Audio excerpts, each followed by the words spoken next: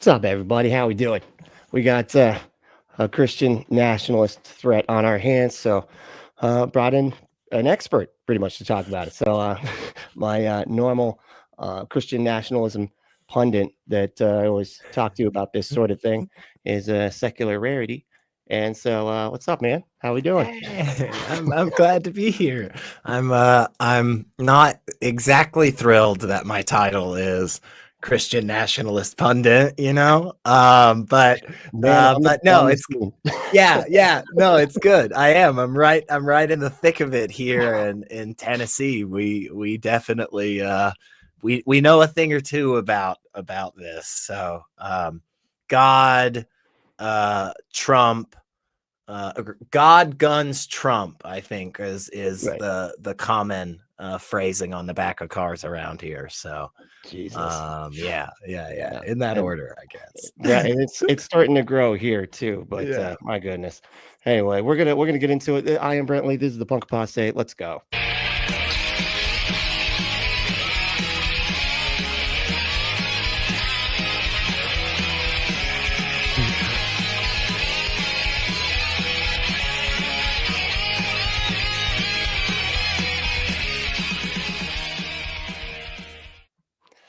So, like I was saying, we kind of have this threat of this Christian nationalist thing going on, and as far as I can tell, and so anybody can correct me if I'm wrong, but I don't think we've ever had this much power in the hands of a right wing authoritarian administration ever before. I don't know, but I feel like I don't remember a time when the wealthiest man on the planet was in that owned a social media company or whatever, platform that could directly shoot messages into people's brains, working for the White House and trying to get their agenda done as well. And so I feel like this is the most power we've seen kind of piled up in one spot. Do you agree with that, or you think I'm off? Yeah, I think there is a lot of objective metrics that indicate that this administration right now has a very focused agenda, one that is anti-humanist, one that is anti-secular, one that frankly is anti-American.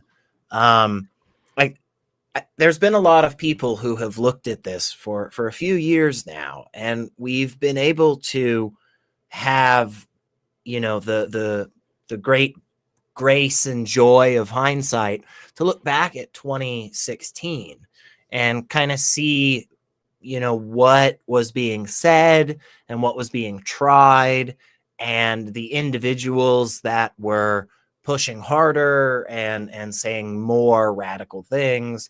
So yeah, I think even though for a while there has been this, very weird right-wing authoritarian Christian white focus, so there's been that going on for a little while, and we've seen it kind of pop up in different places. We saw it all the way back with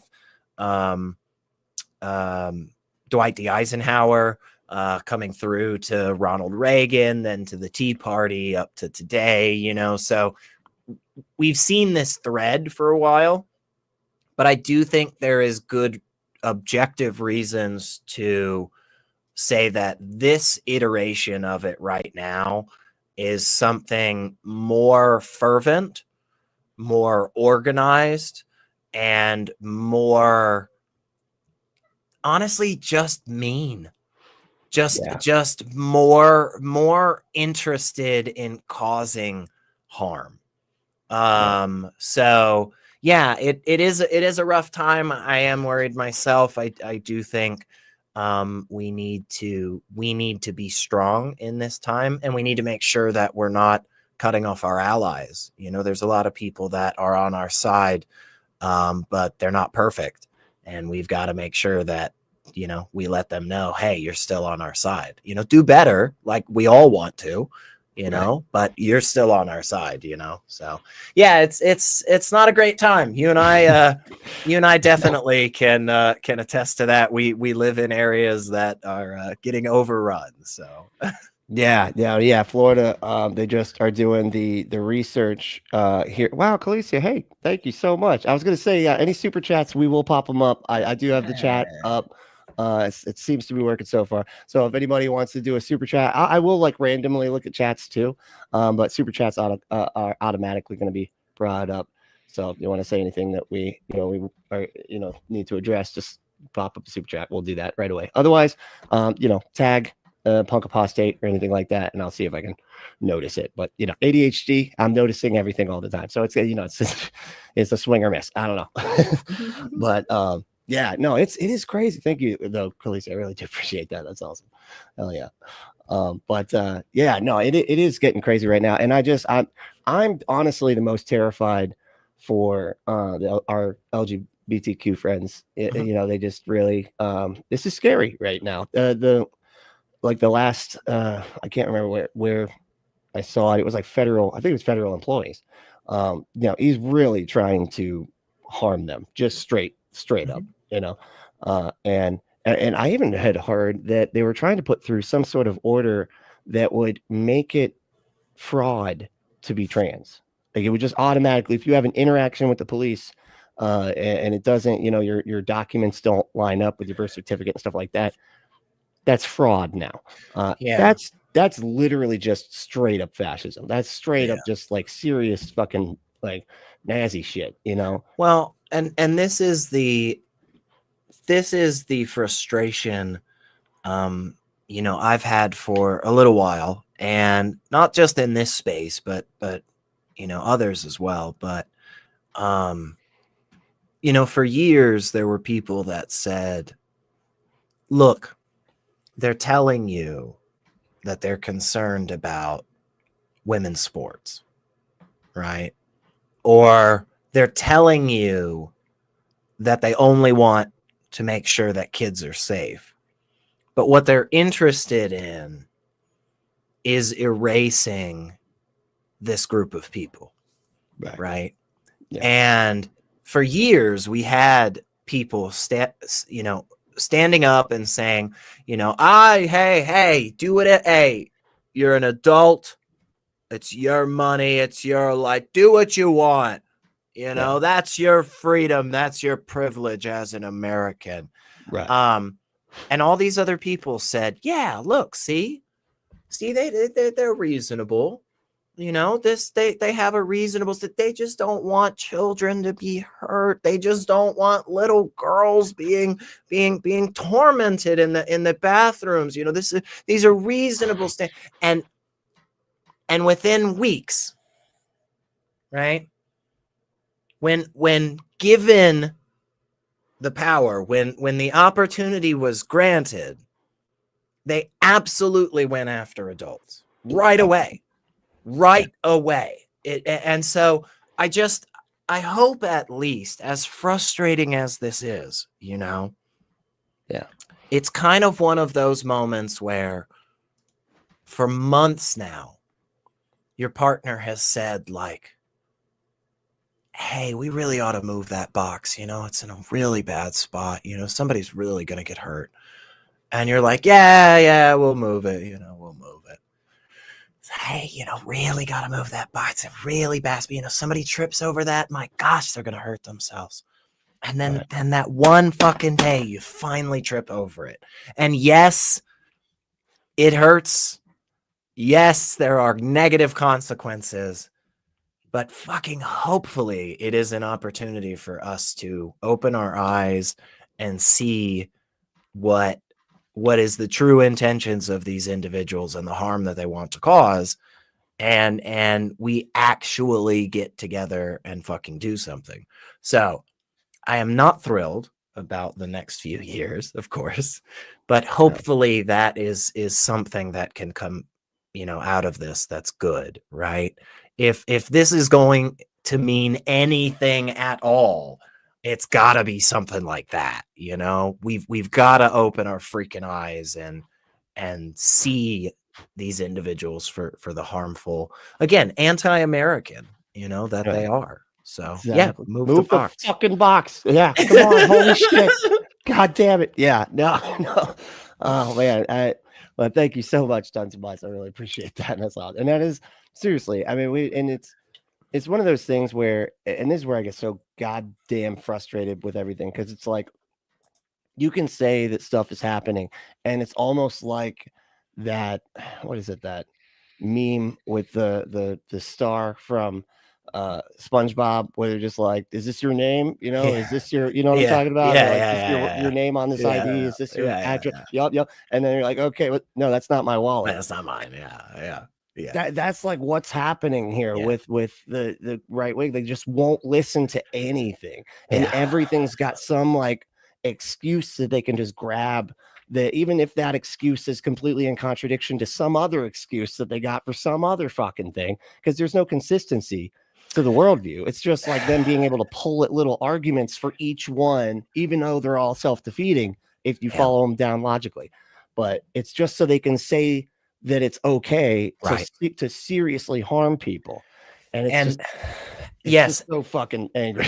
and you're hitting the thing that I think a lot of us have realized, right? You know, I saw it back. You know, I saw it back when Obama was nominating a justice to replace Antonin Scalia. Scalia had died out of nowhere. It caught everybody by surprise. And man, if a liberal, if a left wing, if a more progressive, use a term, doesn't matter to me. If that type of justice had been installed then, right? You know, the course of the next few years would have already been radically different, right? Where we are right now would have been radically different. And I saw these individuals who for decades I had disagreed with, right? They had all this massive track record of comments and actions that I was like, I'm not a fan of. I don't like that, right? Right. But they were principled. This was the thing. They stood firm on ideals. Right. Even though there were times that they didn't like the outcome, they still stood on those. I could see that. And then 3 years later, every single one of them flipped. Right. As if they never had a spine to begin with. And Right. it was then that I realized, because I've always loved history. I've always been such a fan of history. And it was then that I realized truly some of the things that had always been so idealized about the founding fathers. And one of the most important ones that generation after generation after generation of people in the United States would look up to was this higher-minded forethought. This idea that today might be a bright and sunshiny day, and everyone may be happy and willing to help their neighbor. But someday soon, the skies are going to turn black, and people aren't going to be so charitable.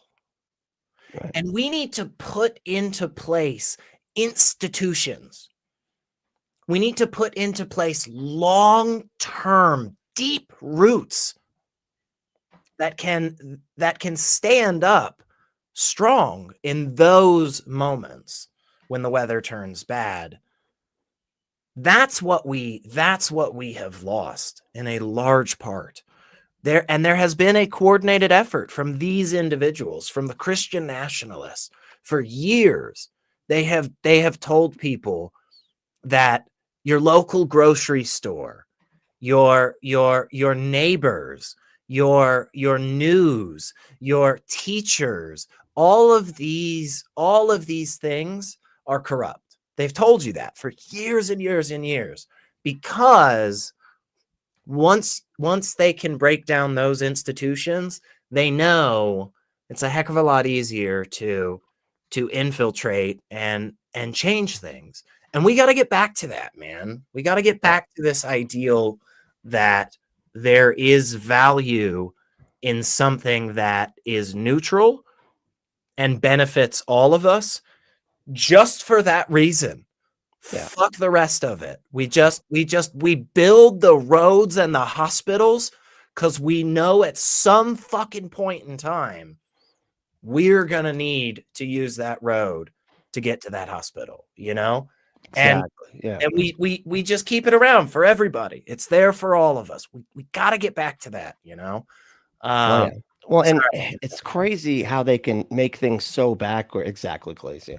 So they said it out loud. It will be bloodless if you let us, which is that's a threat. It's a threat. It's an outright threat. Yeah, it's an outright threat, right? Oh, like that's literally you saying to somebody like, I won't shoot you if you give me your wallet, you know? That is that is the definition of a threat, right? Oh my God, yeah. And it's like, and like you said, with the crazy thing that really just boggles my mind is the fact that these people, like you were saying, they tear down all these institutions, they tear down public schools, they tear down, like, they say that everything is untrustworthy, right? Because it's all being controlled by the elites, right? It's all the elites. It's George Soros, whatever. So then they elect a billionaire that put the most wealthy billionaire into his White House that's up there doing Nazi salutes. Yeah. Two individuals, mind you, okay, who did not build their empire, right? Were gifted their empire as a consequence of birth. Right. Both of these individuals come from families. Also, just an interesting fact, not saying that these particular people support these things. Right. But just an interesting fact of history. Donald Trump's family wealth in part comes from like helping Nazis. That's a thing that happened. Okay. Elon Musk's wealth, in part, comes from slavery in South Africa in emerald mines. That's just those are things. They're real. They're just, you take him, you do what you want with him. I'm just telling you, like, neither of these individuals could in any way, shape, or form not be considered in the category of elite. Like they are squarely within that. And always have been. Yeah, and they aren't interested in the average person. They don't care about, and we see it already because we see and this is, I've pointed this out a lot, but I'll do it again. But there's probably somebody out there that's like, I just heard SR say this like 2 fucking days ago. I got those too. I get it's just you have some things that you keep bringing up, but toxicity is harmful to the people who use it themselves. That's the whole point, right? Is that there are ideas out there that are harmful. There are actions out there that are harmful in an external sense, in an outwardly sense only, right? Okay. When we talk about something as being toxic, the reason that it has achieved that label in part is because it's kind of like a gun that when you shoot the person in front of you, the casing flies out and directly smacks you in the eye every single time. It's like, man, wouldn't you get a different fucking gun? Like, imagine a hammer that every time you smack down on a nail, no matter what, the hammer slipped out of your hand after hitting the nail and constantly landed on your toe. Like, it was designed to do that. Like like dice that It'd have be the the- weighted dice, that it's a weighted hammer that goes for your toe. Right. Like it'd be the worst thing ever. You would hate it. This is so this is the point. And this is what Christian nationalism is. And this is what all of these individuals are pushing. And we already see the consequences of it.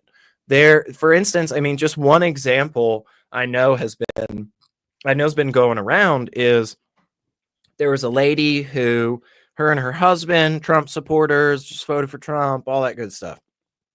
Like Right. literally just moved, across the country and was excited for this new job at the VA, had spent her whole life, wanting to be a nurse for veterans. That's all she ever wanted to do, he has been supporting her, taking care of the kids, whatever, right? Like just exactly supposedly the ideal from these people, okay? And Trump comes in, signs a piece of paper, she lost her job. Jeez. Now they're living in a moving truck because what can they do? They've moved across the country. They can't get in their house. It's all of this is now, then he reversed it or a court did, and then some, but this is the thing, that confusion, that inability to plan for tomorrow because you're not sure what's going to happen today, that is something that they're utilizing on purpose. It's not an accident that they're behaving like this. Like it's not completely incompetence. This is part of it. When you act erratically like this, it becomes more difficult for people to gauge how you're going to behave in the future, which makes it harder for them to plan ahead of it. Exactly, and figure out some way to manage or cope in some capacity.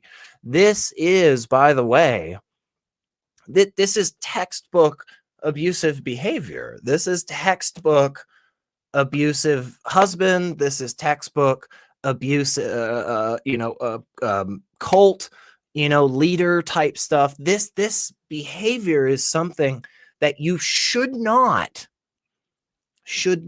be happy to see in somebody that is in your life. And yet we have dozens and dozens and dozens of people. I see it all the time. I see people regularly praising various individuals in this Christian nationalist camp that behave in this manner, because there's a good few of them, because they see that it's effective.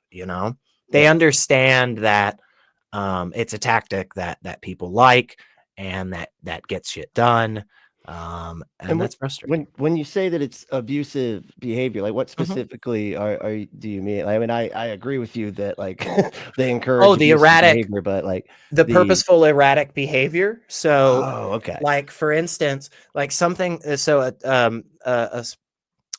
a specific behavioral pattern that is often utilized by abusive people is one where essentially what you're trying to do is get the individual to always be on edge, so that they never know exactly when you're going to behave a certain way, right? So this is so we've probably heard this kind of play out in the context of an abusive parent, that it was like, man, you'd just be sitting at the dinner table and you'd clean off your plate like you always were told to. You got beat the last time you didn't clean off your plate. And so when you go and you get up and you take it to the sink and you start washing it off, and, next thing you know, parent gets up, slaps you across the head and said, you can't get up, and leave the table and, until everybody's done. And you're like, I just thought I was cleaning my plate. That's what you told me last time,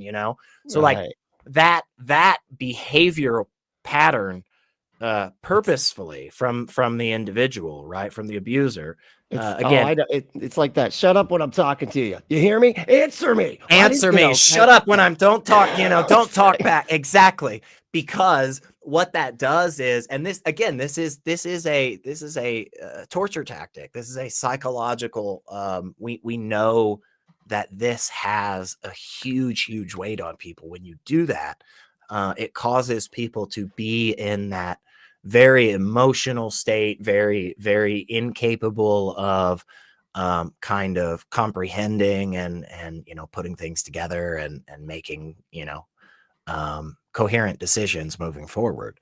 And so yeah, we have a lot of people right now that are actively praising that, and individuals who are responsible at the end of the day for the lives of thousands and thousands and thousands of people, millions of people.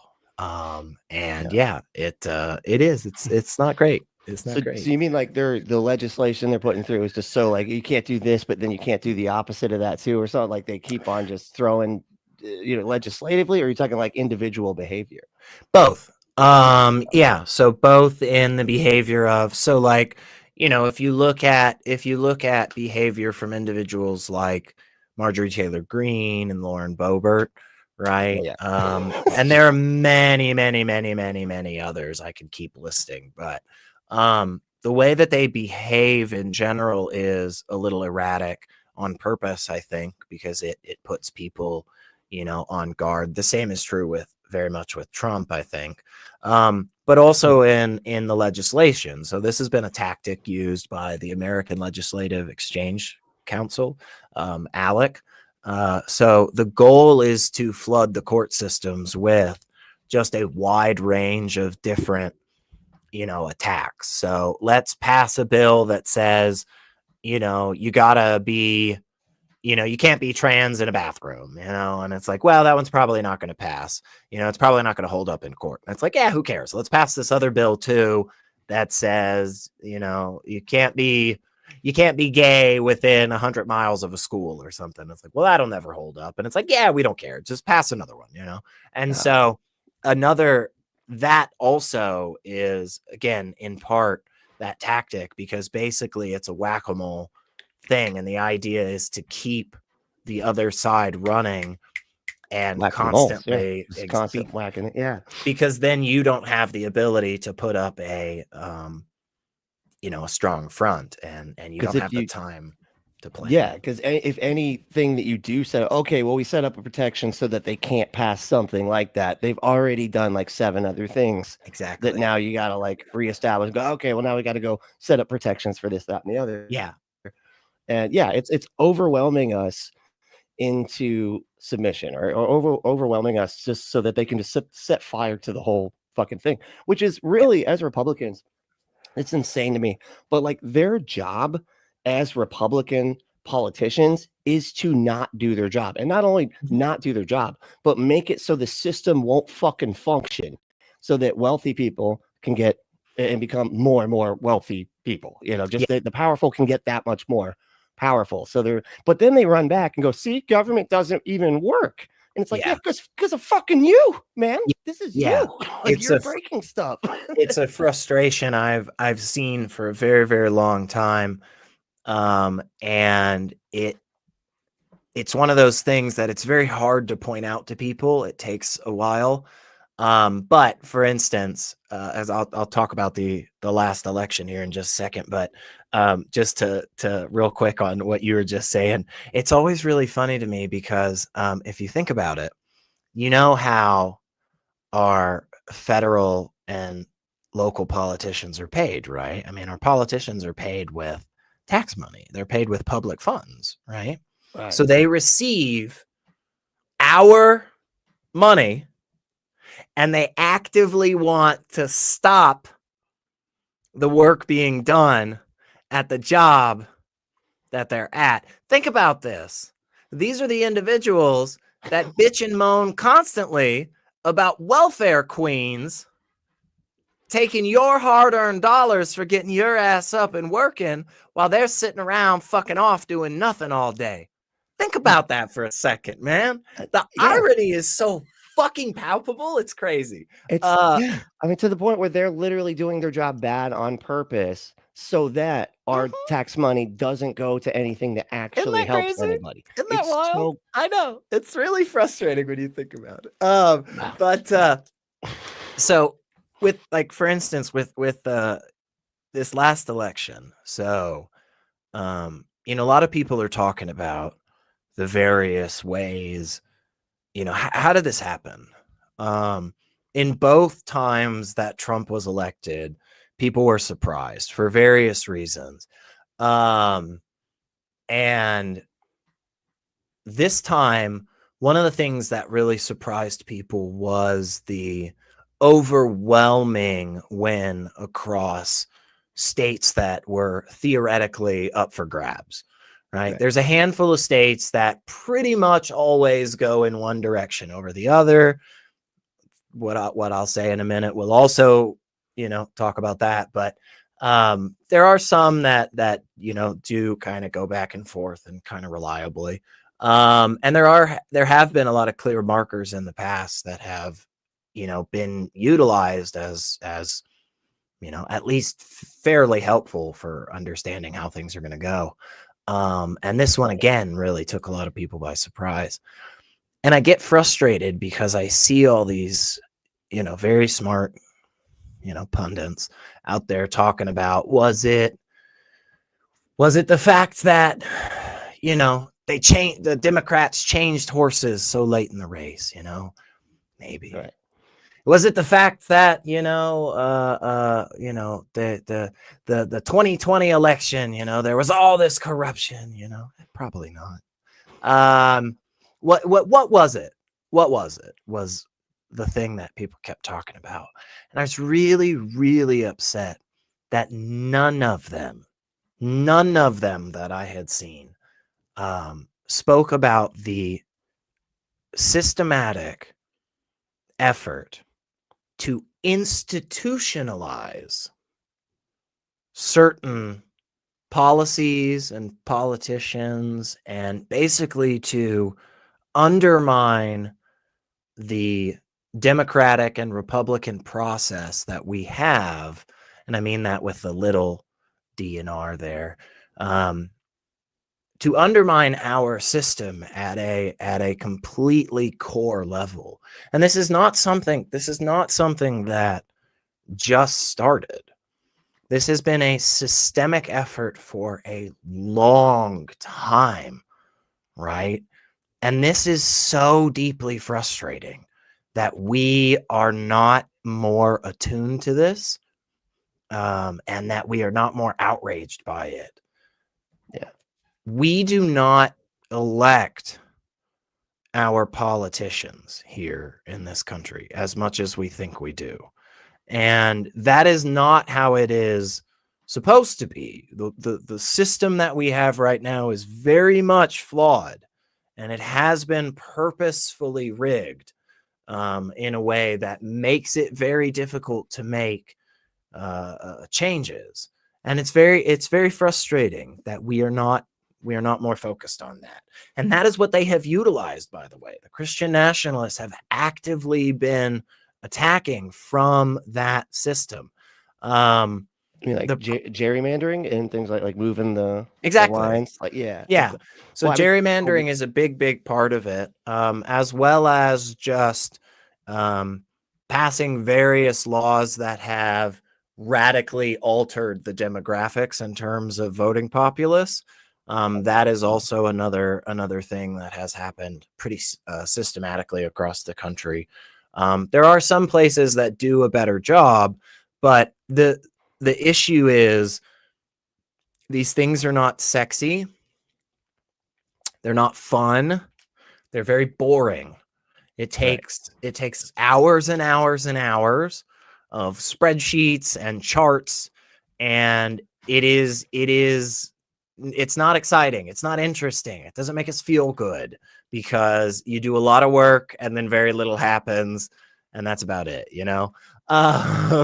But these are the most important things. These are the things that we have to make sure we are paying attention to. because this is what, again, these individuals have utilized to cause all these very un-American activities to happen, unfortunately. So Yeah. Well, that one state, and I can't, of course, Yeah. now I can't remember. Was it fucking Tennessee? No, I Might can't. have I been. can't remember exactly. But like the, I want to say the Supreme Court of the state, like literally made them go redraw the lines because they're like, you've basically just done this weird, like Yeah. circled all the black area, all the Yeah. people who are I the think it was North predominantly black. Carolina recently that had Was to it? redraw. Yeah. Okay, that might have But been. a couple of them recently And did have. they were Yeah. so weird. It was like, wait, how did you get all like? And it was just like so obvious the way that it was Yeah. clipped out, and it was like, dude, Well, and you can't here's part of the frustration with this, okay? And this is the weird state of existence that we're in right now, is that in the United States, it is considered completely legal, 100% above board, to purposefully pass laws or affect the voting demographics in a way that negatively targets a political group. You can do that. Wow. That's been ruled on multiple times. And here's one way we know this is because there was a state that did some cutting up of the map, and they went to their Supreme Court, and the Supreme Court said, hey, wait a second. You can't do this. Your intention was to negatively affect Black people in your state. And they stood up and they said, we apologize that you think that. Our intention was to negatively affect the Democrats in our state. And the Supreme Court said, yep, that's an acceptable answer. That's much better. I didn't know. That's I fine. didn't realize that that's That's why fine. you were negatively Right. affecting the Black people. So Jesus Christ. disregard the fact that at the time in the area, like 95% of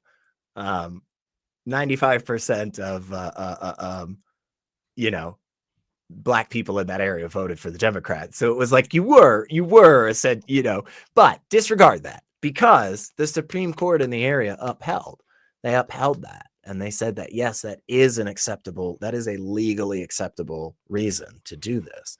That is not something that we should be okay with as citizens of this country, right?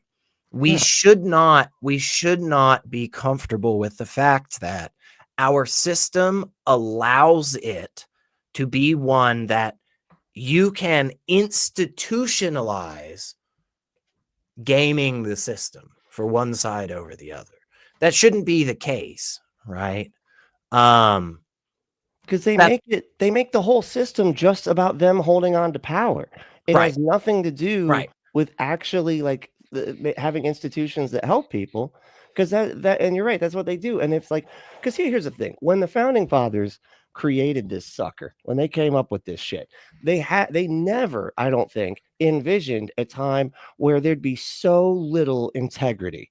Right? Where like no, like they thought, hey, the people are only going to elect people. Like it's the people, they're going to elect people that are going to be honest. They're going to, be like trying to be a good leader for the people. There will never be a time when the people they elect will be just out for themselves, holding on to power, literally keeping institutions broken like immigration and things like that, just so they can politicize it. That will never happen. Right. And it's like, now here we are. Yeah. It was like doomed to fail at some point just for that fucking reason. So frustrating. The ideal politician in the past, right? Supposedly, was somebody who essentially begrudgingly put their name in the ring. Right.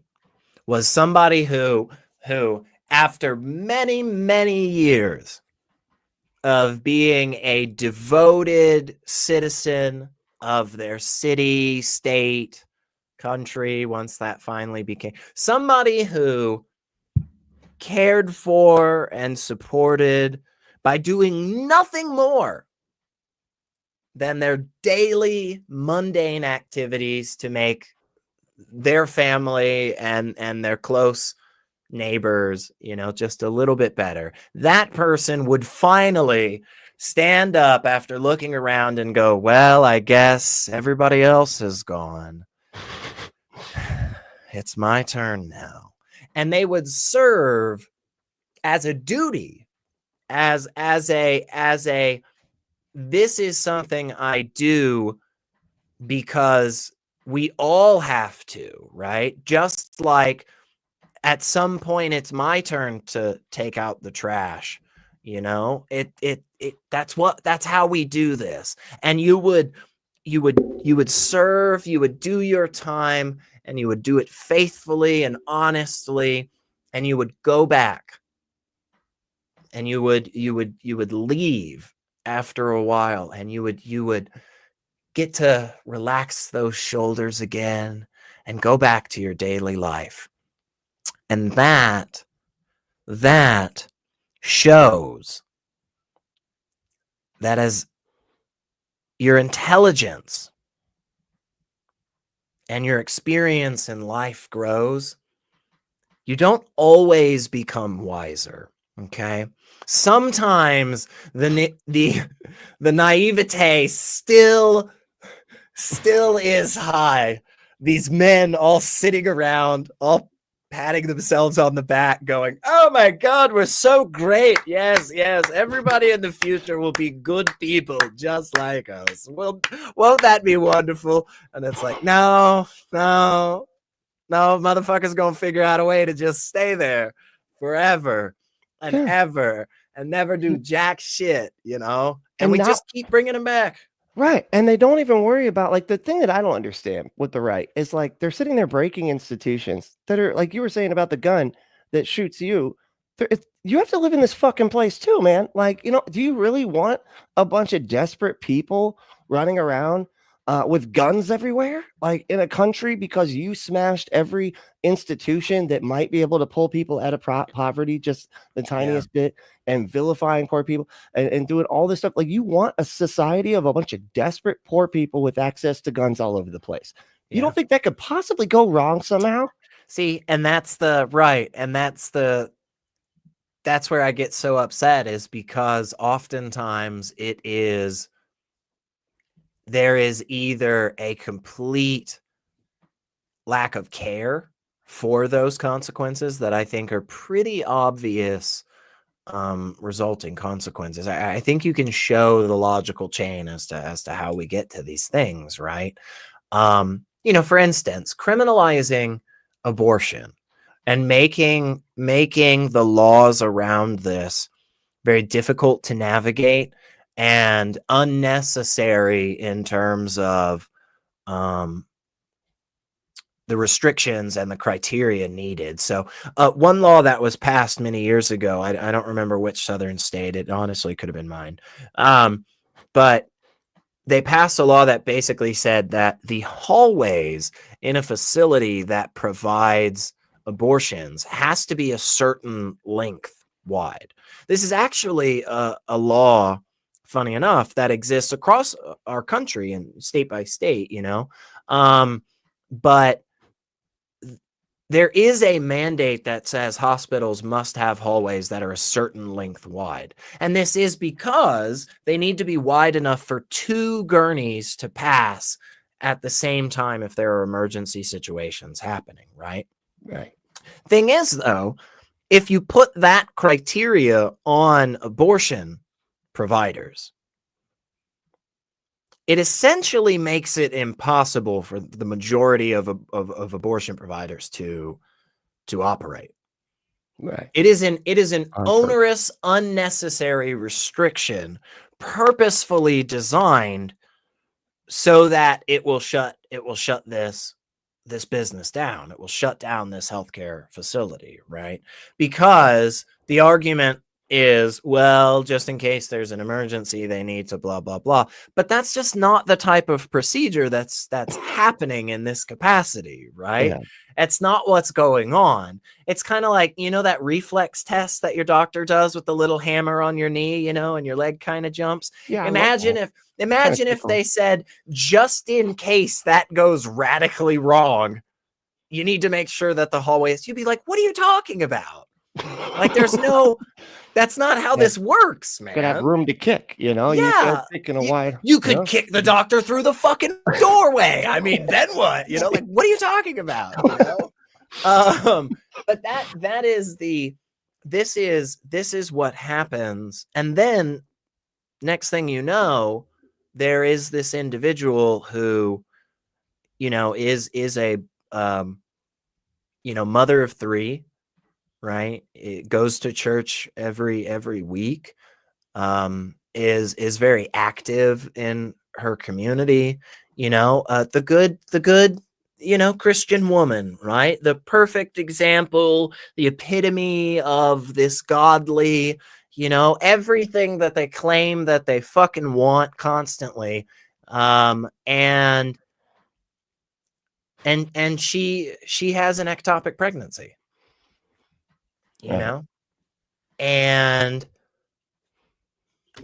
what is she going to do now? This is what toxicity is, right? This is what that means, is the people that you care the most about, right, are going to be negatively affected by these policies. And again, I think in large part, there is ignorance, unfortunately. You know, that's a huge frustration. But in large part, I think the other large, you know, part of that is purposeful. It is, these are tactics that we know has success. We know they work, and they have been working, right? That's why they won. That's why they fucking won. You know, it's frustrating. Yeah, I mean, they're really good at getting people upset about stuff that's not like not real.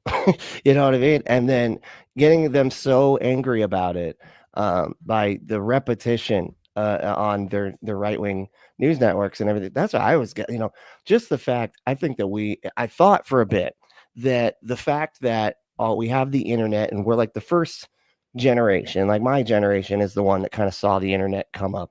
But now people are being born into that generation and have had the internet their entire lives. I thought that people being more connected to one another would maybe make people a little bit more empathetic, right? Like they'll actually have more connection with people they don't know everything about, you know, so they can actually have that empathy for them. And I think for a minute that was happening, right? Like the empathy was there, everybody was connecting, and then all of a sudden, not all of a sudden, but like slowly, the right-wing media hate machine, the brainwash program, lie about everything, make, you know, blame everybody that's, you know, that's not exactly the white, straight, cisgendered Christian, like blame, you know, all of that, like directly into their brain, to the point where like people can be seeing something happen and then be like, oh, I don't believe that's happening, because they've been so like conditioned by this brainwash machine, right? And it works. That, you know, that's why it freaked me out. Like I said, when Elon Musk bought fucking Twitter, that was a huge, I think that was one of the biggest things, because that was the big platform, right, that everybody used, right? And it was sort of just like across the board, all the politicians used it, I mean, they still all use it, right? But like everybody used it, right wingers, left winger, like they would go on there and fight and debate and everything like that. And Elon goes in and buys it, and then takes away all the hate speech restrictions, starts propping up like far right white supremacist accounts that were previously banned, doing all this stuff, and that affects people. You know, he updated the fucking algorithm to promote this type of stuff. He, of course, is promoting himself at the top of the fucking list every day. And how many years did we say? I mean, it didn't take long, really, for him to have control over that platform before everybody started, you know, I mean, I feel like it just started moving everybody further to the right, right? And these kinds of narratives that were just like outrage clicks, because of course the algorithms are like, just be on my thing, be on this product or whatever, on this social media thing for longer. And so it starts going, oh, well, people, the ones that piss people off, they click it more and then they stay there longer.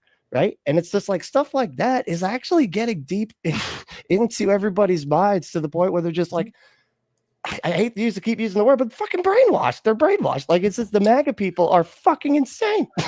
Yeah. And they just, it's wild. It's a purposeful, campaign for years, right? So there's about a dozen and a half different think tanks. There's about a dozen and a half different media outlets, right? That they all work in unison with each other. And it's so fascinating to see the individuals that seemingly are so against that type of collusion, right? And yet they're just swallowing it hook, line, and sinker. And it's so blatant that, again, it's very interesting to think that, like, for instance, it is so interesting for me to see the Epoch Times, EPOCH. It is so interesting for me to see that has become a huge right-wing source for unbiased, news. This is a well-known propaganda outlet for Falun Gong. Like, this is so fascinating to me, that has been picked up as, as a huge side for the right wing right now in this country. It's very strange to me that's because they delegitimize all, like, what they call like mainstream media, right? And it reminds me honestly of those people that delegitimize the health or the medical establishment industry or whatever. And they're like, oh, they're just trying to make money. And so, like, oh, so the medical establishment, the thing that you can, actually sue doctors and stuff if you're prescribed doctors. Let's go over to the fucking wellness industry where they can literally sell you absolute and utter bullshit. right. And you can't do anything. There's no getting sued. There's no anything, because they're just, well, you bought the stupid product. Why did you buy that? Thinking it would cure your cancer or whatever. Like, and it's the same thing with news. Like, news wasn't perfect, don't get me wrong. And we used to have a fair news doctrine that made it so that you had to, like, present both sides. And, and Reagan did away with that. And so ever since then, we've seen the two sides get more and more divided. But what ended up happening with the internet was the journalists that would actually have fucking integrity, that would actually have to, like, provide sources that were verified by somebody else, that all got called, like, the mainstream media. And then now it's fucking Joe Rogan, the guy that will prop up the wellness industry, the snake oil bullshit, because he's got money in that industry, with his neurogum and stuff like that. The L-thiamine is just your brain, it's food for your brain, like all this stupid shit. And that's where everybody's going now, because everything that has any kinds of checks and balances has been completely undermined by the right wing and just all these conspiracy idiots. And so they don't care about what's true, right? They care about what confirms their fucking bias. Yeah, and we're getting back very much, unfortunately, in this country, to a time where, for a long time, definitely through my childhood, this was something that we looked at as a distant past. The snake oil salesman and the con artist who would roll through a town unsuspecting and would sell their wares for a weekend, only for everybody to find out that it's all bullshit. And before anybody could get that individual and hold them account for their obvious fabrications and harm, they would be gone. They'd pack up and they'd gone on to harm other people. That was supposed to be a time that was in our past, but that's where we are right now. The Haktua chick is supposedly getting sued What, by really? yeah, because she was the face of this pump and dump Bitcoin scheme, so bullshit, like we're getting back to a time where these grifters are becoming commonplace, and not just that, but celebrated. And that is so frustrating, man. Like, especially from the people who claim that honesty and sincerity and doing things the right way, good hard work, right? That's what's supposed to get people ahead, but that is not what people are seeing. And yeah, it's very frustrating. It's very frustrating that's what we have now. So 100%. But here, check it out. I had this. I want to look at just a little bit of yeah. it. Oh, wait, let me add it to the stage. Okay. So this is an article about Pete Hegseth. Now, keep in mind, this is the dude that is in charge of, if Trump says to like just bomb somebody out of existence, this would be the guy to go, I don't know if we should do that. He's the guy in between that whole system, right? And this dude is completely insane. I didn't realize. I've been kind of on a rabbit hole here of just terror with this guy. This is from religiondispatches.org. It says not a single senator probed the most dangerous part of Pete Hegseth's background, his ties to white Christian nationalism. Yeah. Right. And you can see here he's got the tattoo, right? And it's see what it says. Pete Hegseth's tattoo, Deuce Vault, God wills it, which is just terrifying right there. A phrase often used by white nationalists, right? These are tattoos that we see. Look at this one. Like you can see that the Nazi kind of implications of that shit, right? I mean, it's just, and he says that the what do they call them? Of course, now I get they would where the Christian like the Crusades. I always forget the name. He said the Crusades were good, and like you should for all the things that are going good in like Western culture, you should thank Crusader, right? It's just completely insane. Like all of these are things that he said. Kill all, just insane shit that this guy believes. Had you heard much about Pete Hegseth before you kind of hit the scene here recently? So here's the thing. For those who don't know, I'm in Tennessee. Tennessee is an interesting place. And his church is not super far from me. Oh my God, really? Mm-hmm. Shit. He's very, very close to this area. In fact, he is so close that I have a very good friend of mine that when they're doing their walks in their area, it's about around his driveway that they turn around to head back to their house. So, wow. yeah, he is close to home. Unfortunately. Yeah. Yes. Occult That's Examiner saying it. Yeah. Unfortunately, the KKK is becoming more vocal and active in this area. So these types of people are growing in number and enthusiasm. Boy, are they. And yeah.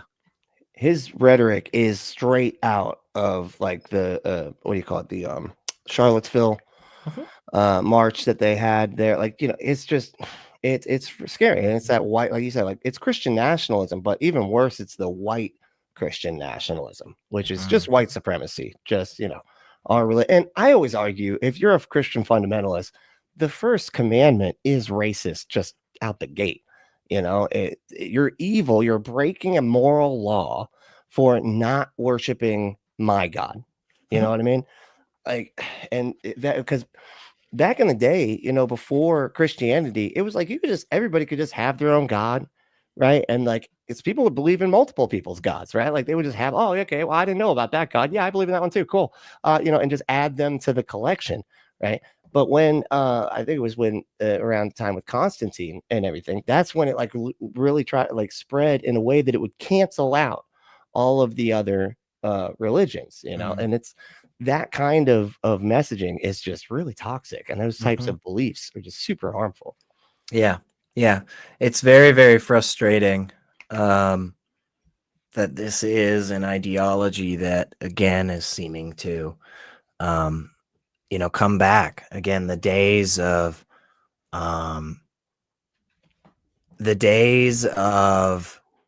the huge rallies with people dressed in their white hoods, burning crosses openly in public as people cheer.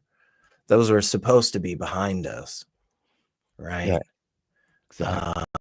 The days where we closed our doors to people because the color of their skin, those days were supposed to be behind us, right?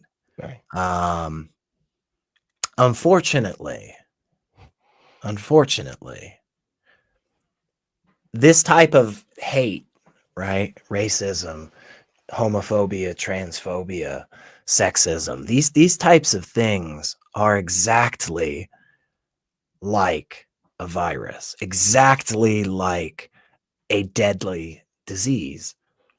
And unfortunately, just like those deadly diseases, right? Smallpox and Rona and fuck, man. I mean, even polio. These things are coming back, Right. These things are coming back because you don't ever eradicate that type of stuff, right? You never really fully get rid of it. What you can do, though, is you can manage it by putting into place strong institutions that are there when the weather turns bad and our neighbors are not so gracious. That's what we need. That is what we need. And I understand that for a long time, a lot of people on our side have pushed back against these institutions for good reason, right? We were told forever that the institution of the church is the best place for your child to be raised. The number one safest person you could give your child to was a preacher. Jesus. Yeah. That's been proven false. Huh? Right. We all know we know the resolution to that. So, we have, I think, on our side, this ingrained desire to fight those types of things because we see the harm. A lot of us have seen that so much, and I understand it. And I think in a lot of places it's very warranted. But we have to remember that it is in large part because of certain institutions that were installed, right? That we have the good things that we have. We have to get back to that understanding. We have to get back to an understanding of bringing people together and bringing people in, right? As opposed to calling people out and pushing people away. We have to get back to that because without that, we're going to continue to see these types of people get into positions of power and just pretend like they have no idea and just act as if, because this is what he says. He constantly talks about how, oh no, these symbols are, no, they just, you don't understand the meaning. They just, it's like, what are you fucking talking about, man? It's like anybody that wants to talk about statues for the Confederacy in the South, like all you have to do, okay, is find a single one of them that dates older than 1960. If you can do that, I'll let you keep it. Yep. But this is a problem, is that for like, I don't know, I guess 100 fucking years, nobody in the South was super stoked on these people.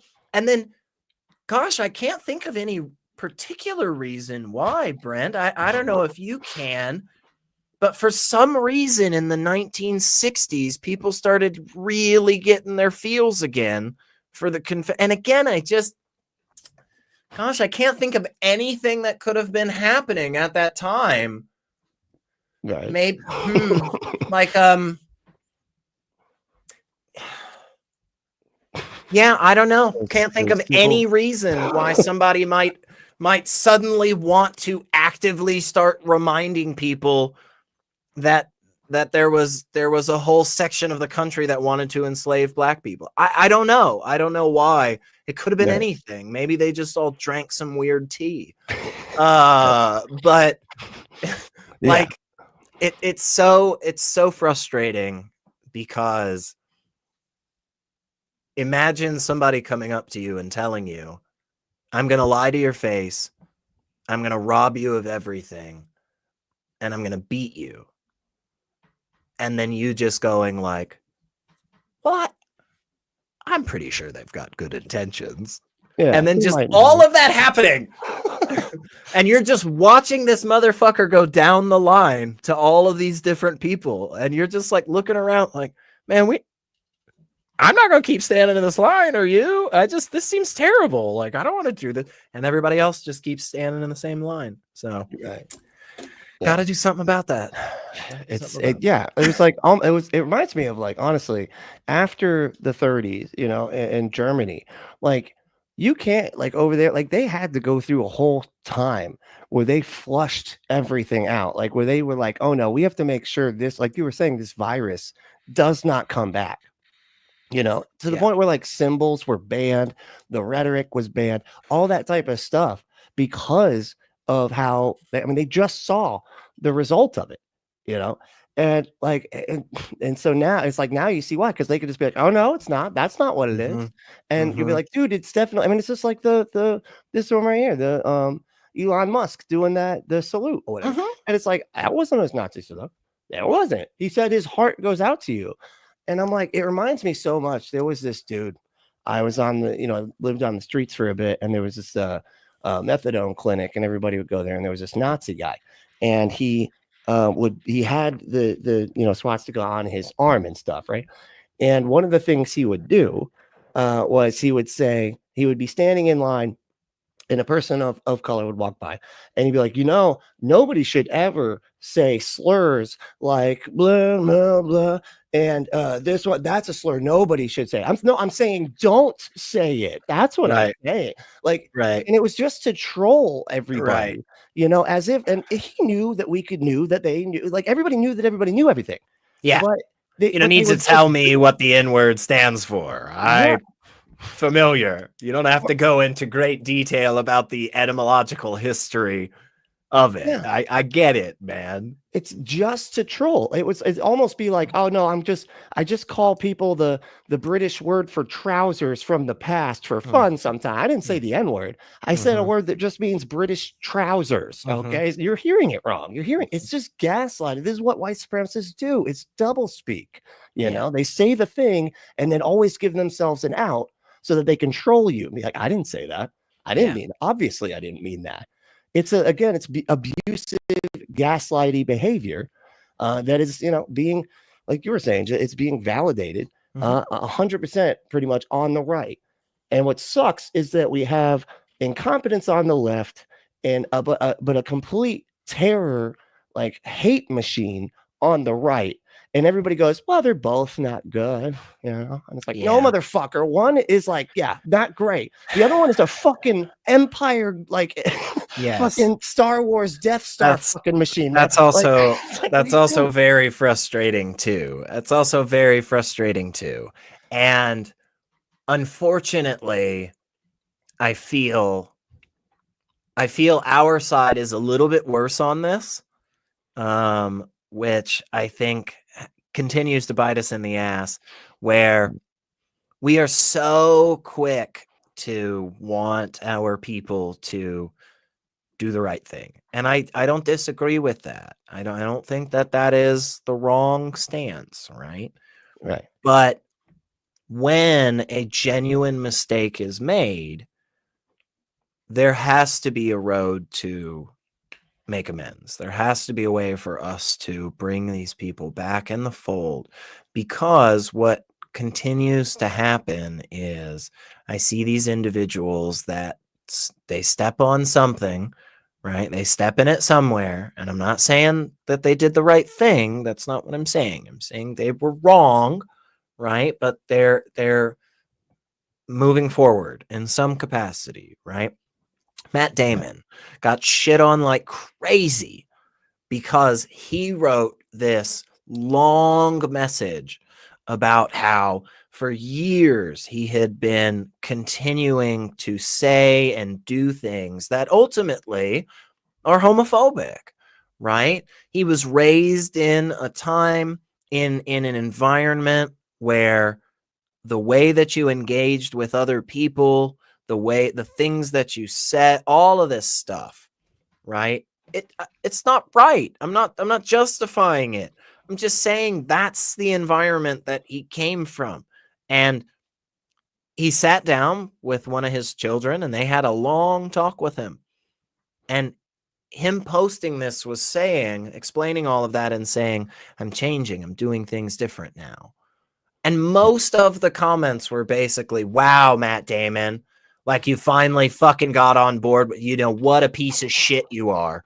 And it's like, well, good Christ in heaven. Of all the fucking people, you know, like there's a massive difference, in my opinion, between somebody like that and somebody like Marjorie Taylor Greene that, like, you know, gives fucking lip service to, hey, maybe we shouldn't put people in jail just because they're gay. And it's like, well, fucking, yeah, give your shit to her.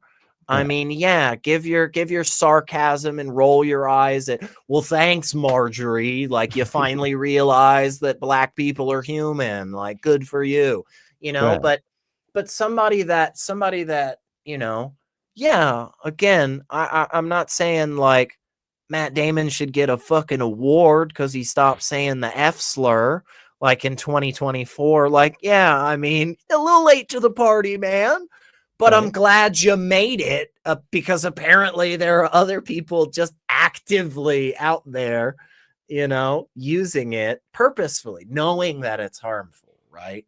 So we need to be comfortable with imperfect allies on our side, and it sucks, you know, like I hate it, but unfortunately the other side, this is how they operate, y'all, in case you didn't see this. Okay, see, the other side has a pastor for 30 fucking years that actively abuses their children. Okay, and then he stands up one day in front of everybody and he apologizes for 30 minutes and everybody loves him again. And he's a brethren in Christ. That's bullshit. That's what's on the other side. So let's be not that, okay? Let's not do that. That's bad. That's wrong, okay? But let's at least be a little bit more charitable to our people on our side that are actively trying to make amends. People say things wrong. People do things wrong all the fucking time. I have. And friends of mine have called me out for it. And I'm so thankful for that because it's an opportunity for me to get better, to do better. Well, fucking Christ, man. The whole point of reaching out a hand, right, to help somebody up is that, yeah, they're going to grab onto it and they're going to pull a little bit on you, you know, but that you knew that going into it. You're supposed to help them up. They have a struggle, right? This is a fault and they're trying to do better. That's good. We need to celebrate that, you know, because again, the other side, they don't give a shit, man. They don't care. They're going to keep backing their people no matter what. The price of eggs hasn't changed, y'all. No.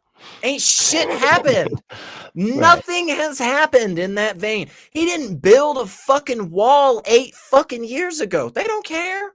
That No. didn't matter to them. Hey, just move on to the next fucking thing and just whoop-de-doo, we won, we'll keep going. So again, let's not do that. Okay. I really like, let's not do that. Okay. Right. But let's make sure we're a little bit more charitable and welcoming to our people. Yeah, eggs are more expensive. Thank you. Yes, thank you. Eggs are more expensive. They don't care. It's the exact opposite. It's worse. It's not even that nothing happened. It went the exact opposite, and they don't care. They don't give a fuck. They still don't give a fuck. No. Oh wow, thank you so much. Hey, Mighty Filbert, what's up, dude? New member. Hell yeah, appreciate that. Hell yeah. Yeah, I feel you on that because I it is one of those things that and the right uses it. That's also the problem is the right will use people that are like that. Now keep in mind that I always have to throw this out there. People are traumatized, too. And so when they react in a particular way, like, oh no, you said thing and you're bad, you're evil. Like a lot of times the like I said, the far right, the hateful people will traumatize the people on the left, the victims, and then they basically make it so people trying to protect them will overreact at times to people that just make a mistake. And yeah, I definitely think that needs to, we need to be able to recognize that. Other issue is, and it's like that's where you get this 4D chess again. The right uses it, and they probably, hey, I thought you were, hey, I'm just trying to, because again, they troll. So it's really, it is a difficult, sticky situation when it gets to that, and you're always going to have, what do you call it, gatekeepers. Any community is going to have gatekeepers. That's just a fact. I'm this. Do you know how many people come in here? You're not fucking punk. You don't have, there's no tattoos on your wrists and stuff, whatever. But like, whatever. Like, and then they go into like what punk is and this and that. Any group is going to have gatekeepers, but that's not a reason to say that the group, what they stand for, is wrong. And every group is going to have fucking people that are wrong. They're also wrong too. And again, each person, they might be going through their own thing. And if they're in the LGBTQI plus community, a lot of times they are. So if you know what I mean, it's and I good reason. Totally, 100%. And I completely agree. And I think that we do need to recognize that again on our side. If we are allies, right? If that is what we are supposedly concerned with, right? Right. If we believe human rights is something that everybody gets, no matter what, right? Then we're on the side of our LGBTQ friends, right? We need to stand up. Like, we need to be there. We need to support. And that means that we need to get into these conversations. We need to say these things, right? And we need to echo and amplify the voices of those that have these life experiences, right? When I get out there and I'm having these conversations with my friends, whether it's in private or whether it's, in public, it's not, none of the things that I'm saying are coming from me. None of the things that I'm saying are coming from me. They're all coming from the individuals that I've listened to for years. They're all coming directly out of their mouths. I am just the megaphone for them in that moment. And we should take the time to make sure that we're learning, right, on our own. And then when we're faced with these situations, we don't always have to throw it to our friends that have been traumatized a lot of times, right? A lot of people I know are fucking tired, man. And again, completely understandable. Imagine having to justify your existence every goddamn conversation that you have. That's a lot. That fucking weighs on you, man. And we can. There are those of us out there that absolutely, we know we have the capacity. We know we have the space, I'm lucky enough that I have the ability to speak on so many different issues, right?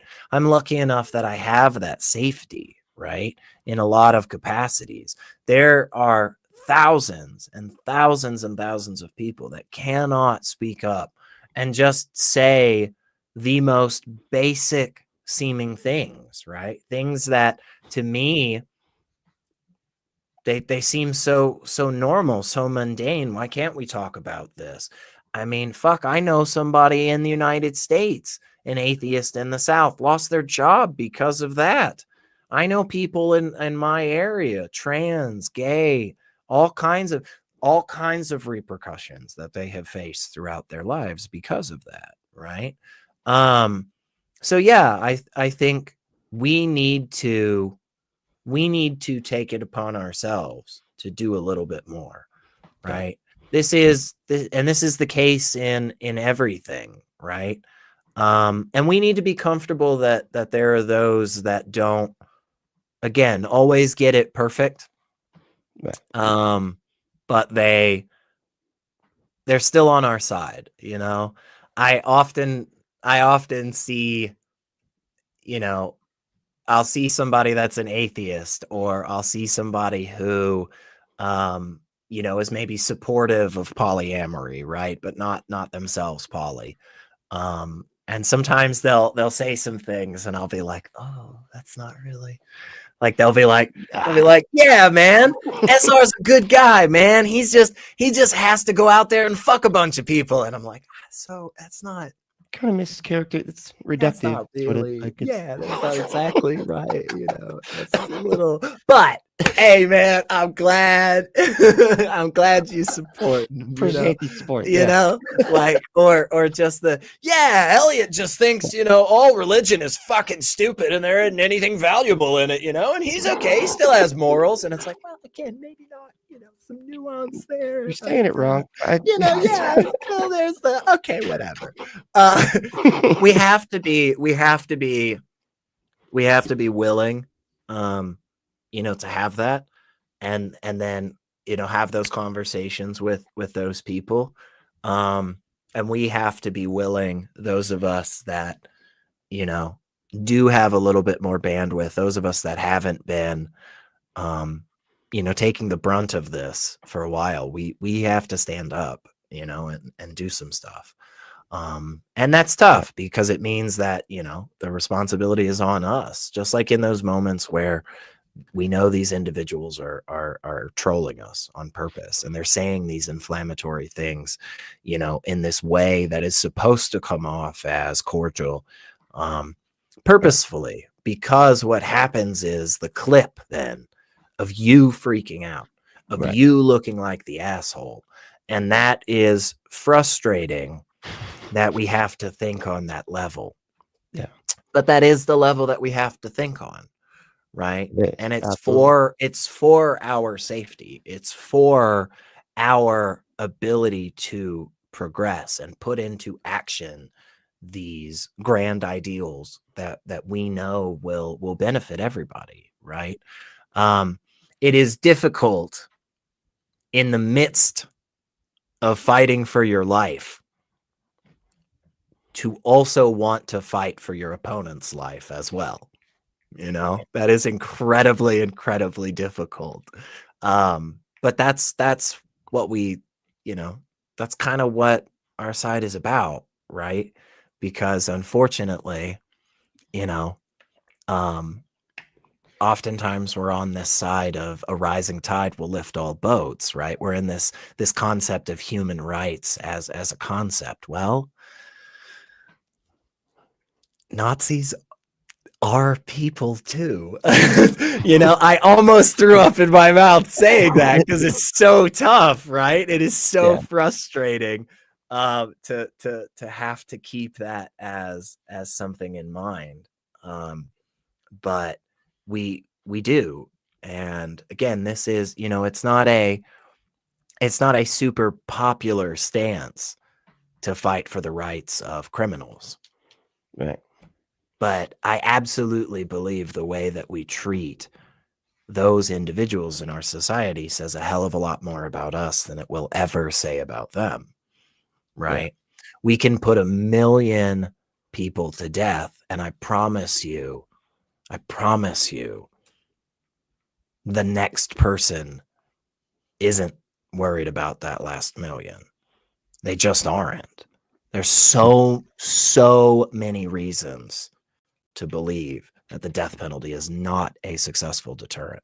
There are so many reasons to believe that solitary confinement is outright torture, physical and mental torture. And we do it, you know? And again, I completely understand why there aren't marches for murderers and child abusers and, you know, theft and all. I understand that. I'm not expecting everybody to feel all the good feels and, you know, like they do when we shut down some horrific puppy mill or whatever. I get it, you know.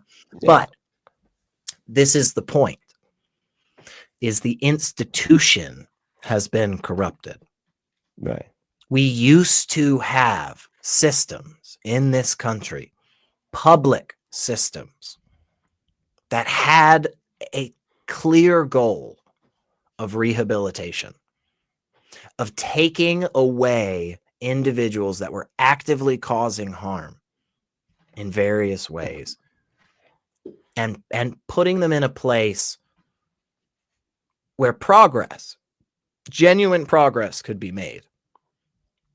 And the ultimate resolution of that system being one where those individuals would be brought back into society and could be looked at as models of what the incredible ability for humans to change and always do good, right? That was our system for so long, right? We've gotten away from that purposefully. There's been a coordinated effort to undermine that and to make that something that is not about reintroduction into society. It is specifically about locking individuals up and throwing away the key. Right. And that's terrible. That's terrible, you know? And so many things are like this. This is it is a let me just use another big word, and I don't mean to, but a multifactorial thing, right? If you're familiar with the 7 Mountain Mandate stuff, is a hardcore Christian nationalist focused, you know, ideology that's been rolling around for a long time. The 7 mountains are different spheres of influence. Right. And one of them is societal, right? One of them is culture. And one of them is about business. One of them is education, right? These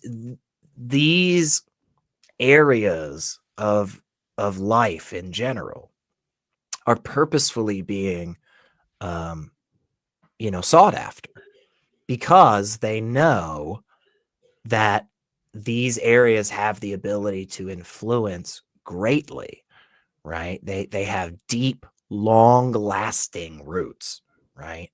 When you teach somebody from a very, very early age that just because the color of somebody's skin, they are inherently less than you, doesn't matter how old they get, doesn't matter what their experiences are, that's hard for them to get rid of. You know, that's hard for them to get rid of, right? If you purposefully make it difficult for individuals in an area to feed their children during the first few years of their baby's life, those children will be stunted physically forever. There is no getting that back, right? That is a deeply evil thing. That, again, it's not a conspiracy, you guys. This isn't me just pulling stuff out of my ass right now. These are coordinated efforts that we see. We know that in the United States, for instance, we have purposefully put dangerous, toxic environments around people that we just didn't like for various reasons. Oftentimes, it's the color of their skin, but there are other reasons too. we build this chemical plant right next to, it's crazy coincidence, but right next to the community that is 95% recent immigrants to the country. Now, one could argue, hey, well, Elliot, you know, that land was available. And you're like, yeah, so was the land that they just built that new private golf course on. So I don't know what to tell you. Like, again, maybe it's just a coincidence. Right. Or you could literally go look at the documentation that we've got for like decades. Again, it's like when somebody says the Civil War wasn't about slavery, and then you go, that's interesting. Here are all the state constitutions from the Confederate States, and literally within their first paragraph on like 90% of them, they explicitly mention the practice of slavery. So I don't know, man. You tell me. What do you think? What's your guess? What do you think they were fighting for? Right. So, exactly. yes. But, sorry, I might have just depressed everybody. I'm sorry. I kind of blacked out there for a minute. It was just, I was just seeing all the horrors and atrocities in the world. Right. No, I think you're right too. The whole conversation about, is it right to punch a Nazi? I don't know if we can go down that one. Yeah, because death and punching are two different things. But anyway, it's like, but yeah, it is a complicated mess. I think there is, like you said, like a way to bridge the gap, and I think you're right that a lot of it is institutionalized, and those are what we should be going after. But a lot of it is very difficult though, because like you said, like things are being forgotten, and that's what's really weird. And like rewritten history, and it's, the slavery thing was a great example of how, like, I was taught like that it wasn't about slavery, it was about states' rights, and it's like they don't tell you any further than that. And then be like, okay, but didn't the South like own slaves? And like, yeah, but we were nice to them though. Okay, they were like members of the family. Like they would say stuff like that, and it was like, and I was taught that from a young age. And so like you said, like it was more of a, it's ingrained very young in there. But yeah, they tell you things like, well, they stopped being slaves back in the 1860s, and they never, black people have just never been successful economically speaking for nobody knows why. And then like somebody mentions like how there was this like massacre in like Tulsa or something, somewhere in the summertime. Something about like what was it called? There was a name for it. What was it called? Oh, Black Wall Street. Yeah. Got literally burned down to the ground. People were murdered. I ain't just confused. I have no idea why. I have no idea why black people in this country have never been able to generate institutional wealth. I have no idea why, that might be a thing. I can't figure it out. It's kind of like how, at some point in time, there was just all these gay people. Like they just came out of the woodworks everywhere. Like everybody was turning gay. I don't know if it was the chemicals in the water or I don't know. I have no idea what it was, but like they just poof, they just, here they are. It's the next thing you know, like, and your postman, has a boyfriend or your teacher at school, is married to a woman. She's one of them. And then you like think again, then you think about it and you remember that even somebody like Alan Turing,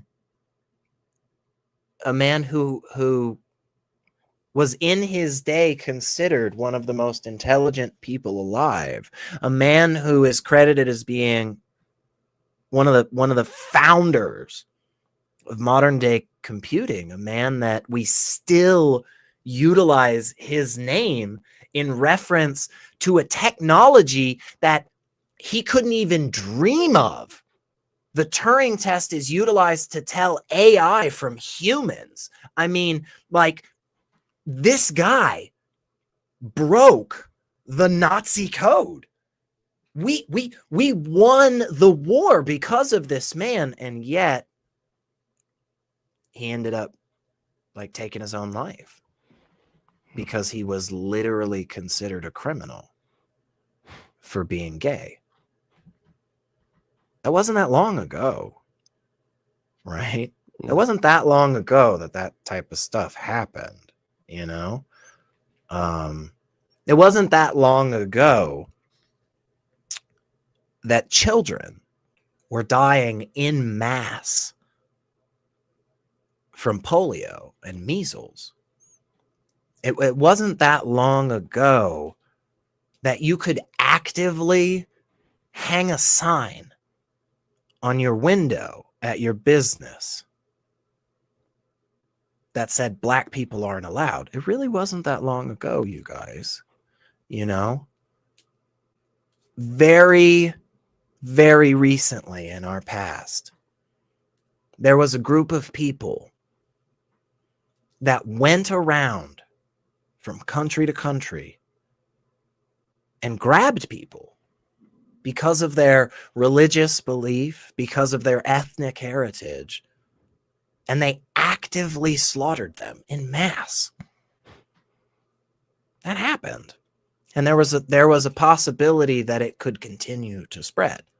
These things are not things that, you know, will ever go away, right? There are thousands of examples right fucking now, actually, about stuff. Let me tell you about all the atrocities that are going on all around the world, right?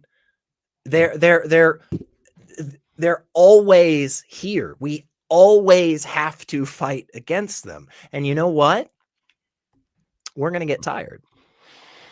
And there are going to be some days where we don't have as much charity for our side, and we sure as fuck don't have it for the other side, man. And we're going to slip into what's easy. And unfortunately, what's easy a lot of times is the worst fucking shit that we're seeing right now. It's easy to hate. It's easy, man. Because you don't have to try. You just point out something you don't understand and you just demonize it. It's hard. It's very hard to understand the nuance, the complexity of life. It's very, very difficult to allow for reasonable dissent. That's very tough, you know? Our brains like to save energy and they like to simplify things. And that's not, you know, it's not helpful for this. It is not. You know? It is not. And that is why it can't be something that we leave up to us entirely, right?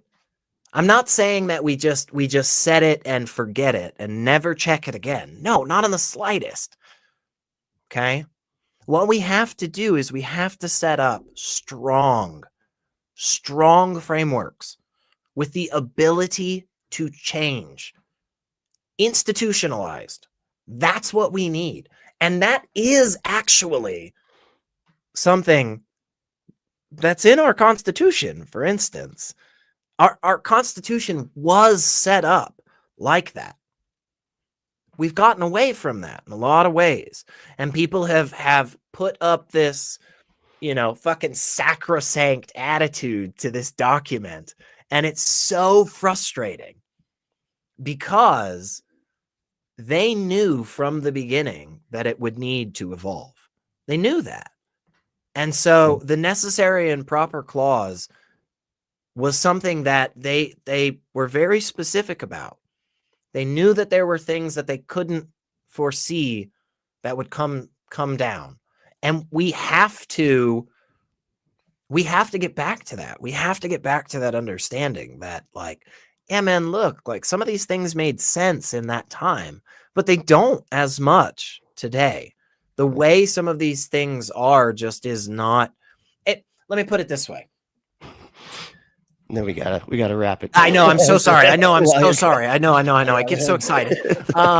But the first 10 amendments to the Constitution are known as the Bill of Rights. There were actually 12 that were initially proposed. Most people don't know. They're very fascinating. They're fun. They're interesting. Okay. So we have all these 10 that we all probably know at least a few of. My favorite is the no quartering of soldiers in the citizen's house. So if the military ever comes to your apartment and wants to have their soldiers sleep there against your will, let them know that they can't do that. So anyway, the other two that were proposed but not ratified at the time, one of them stated that no representative in the House of Representatives would ever have a constituency larger than 10,000 citizens. Now that would be fucking nonsensical today. There's 330 million of us. You realize how big Congress would be? That wouldn't work. It's fucking crazy. It's so stupid. The other one actually has the record for being the longest, the amendment that took the longest amount of time to ever be ratified. And it proposed that any increase in salary for sitting members of Congress could not go into effect until all the current members of Congress had been reelected.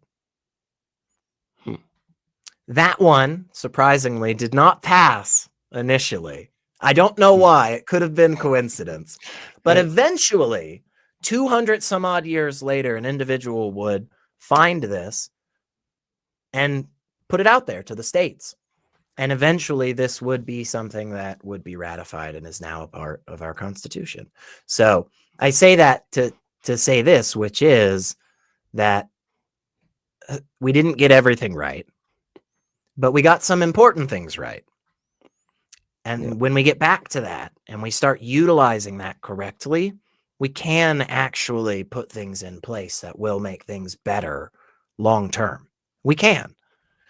Yeah. It just isn't super sexy and it may take a little effort on our part. So don't give up, I guess is what I'm saying. Don't give up. Don't give up and don't stop being mad, but we got to work with these people. We got to figure out a way to bridge this gap. but hey, thank you so much, SR, for hanging out. This is a lot of fun. Hey, let everybody know where they can find you real quick. Yeah. You can go on the places and look for Secular Rarity. I'm out there on all the things. I have a bunch of different really cool stuff that I'm, is coming up. One of the biggest things that's coming up I want to tell everybody about is March 31st. I'm going to be doing a really big mega stream where I'm bringing on a bunch of guests, and we are going to be talking about this new nonprofit organization that I'm a part of and I've been working with, founding over the last, few months here in Nashville, Tennessee. So it's called Secularizing US. And our mission is to connect and support atheist, humanist, secular-minded people with all kinds of things. So we're going to be doing some activism, some community building, some education, some service opportunities. We've got a lot of really great stuff. I was actually telling Brent right before we got on, this year alone, you guys, in the Middle Tennessee area, there are over 200 non-religious themed events, whether that is, classes where people are coming in and talking about different things and educating people, whether that is potlucks and hangouts and gathering, whether that is a massive weekend-long conference as we take over the Montgomery Bell State Park at the end of July for NanoCon. We are doing all kinds of really, really cool stuff. So if you are in this area, if you are in the South at all, if you are within about 6 hours of Nashville. Look us up. You know, we're doing a lot of really cool stuff. So Hell yeah. yeah, yeah. That's awesome. Yeah, and I'll be putting this stuff out, as you know, keep in contact with me. I'll put it out on the channel as well as my other socials and everything. Thank you, brother. Yeah, you bet. And hey, y'all, just please, you know, if you want, you can hit that like button. You can smash that like button. I'd appreciate it. You know. And if you want to support the show, you can support us in a lot of different ways. You can become a patron. You can do a Cash App thing at the hashtag Punk Apostate. You can hit that join button, like a couple of our friends here. And if you want to email me, just do punkapostate@gmail.com. You can follow us on, or you can hang out on Discord, hit that link, and all the socials will be below. So yeah, support us by doing all that stuff. We'd really appreciate it. But you know, the main thing though is to stay logical, loving, skeptical, and compassionate. And we'll see you next time.